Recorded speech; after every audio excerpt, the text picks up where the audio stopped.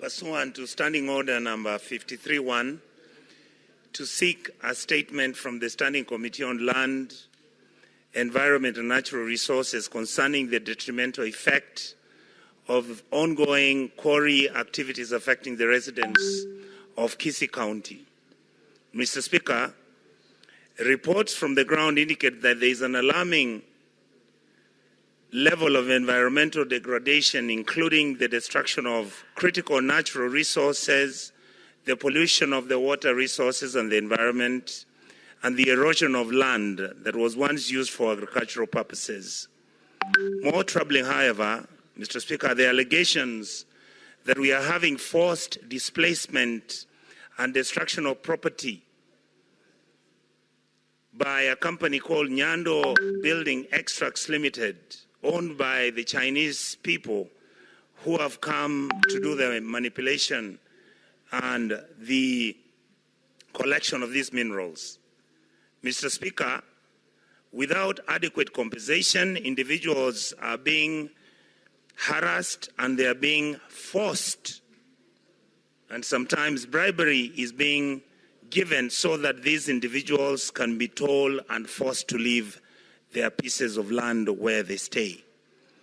Mr. Speaker, in this regard, I am requesting the committee to, number one, investigate and report to the Senate the status of the mining licenses that were granted to this company, which is conducting quarry operations in a place called Kiomooncha location, Marani sub-location in Kitutu Chache South constituency, to give information and agreements which were signed for an area called Mote Momwamu, where there's a black product which nobody knows what it is that is being mined from this place called Mote Momwamu between Kisii County and Nyamira County boundary.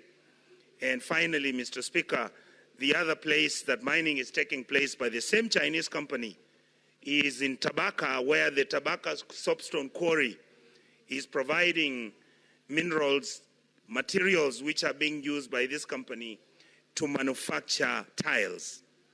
Mr. Speaker, number two, I would want the committee to state whether the Ministry of the Environment, Climate Change and Forestry conducted any environmental assessment impact on the area before these operations were allowed to commence trade and before they were offered licenses, so that we can have a provision of the findings of such assessment. Number three, Mr. Speaker, I would like the committee to explain any steps that the ministry has taken to ensure that the rights of the local community, particularly with regards to the individuals who've been displaced by force, whether they have been provided any compensation as regards to the law. Number four, Mr. Speaker, I would like the committee to outline any measures the ministry is taking to investigate and to investigate and address the actions that the ministry is taking to mitigate the environmental degradation that is taking place within all these three areas where this mining is taking place. Finally, Mr. Speaker, I know that under the KK Alliance manifesto, the argument was that any mining that would take place, and the mining needed to take place in those particular areas, like in Kisii County, that whoever that was coming to mine would then be required to set up a factory or an industry to employ local personnel so that they can do value addition for those minerals to make sense to our communities. Mr. Speaker, I hope that this matter will be handled expeditiously, because it is really damaging our environment and there is a lot of air pollution within our area. Thank you, Mr. Speaker, and with those few remarks, I say thank you.